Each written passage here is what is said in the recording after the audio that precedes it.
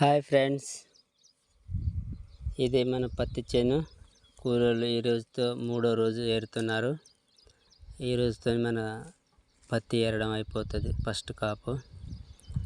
ఎందుకంటే దీపావళి ముందు వర్షం వచ్చే సూచనలు ఉంటాయి కాబట్టి కాయ నల్లబడకుండా.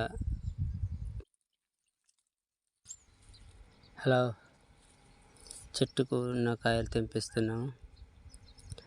అయితే గవర్నమెంట్ వాళ్ళు ఇప్పుడు ముసురులో తడిసిన పత్తి కూడా కొనాలని, మరి తక్కువ రేటుకి కాకుండా గిట్టుబాటు ధర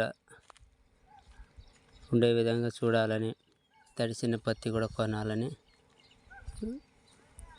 తెలియజేస్తున్నాము.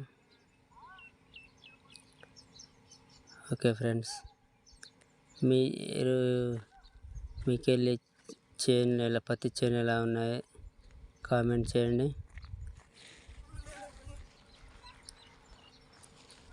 మీకు ఎకరానికి ఎంత దిగుబడి రావచ్చు చూడండి. మాకైతే ఒక 7-8 క్వింటాలు కావచ్చు ఎకరానికి. మొత్తం 4 ఎకరాల చేను అన్నమాట. లాస్ట్లో చెప్తాను ఎంత అయితే మనకు ఎన్ని క్వింటాలు వచ్చింది దిగుబడి. Okay friends, bye.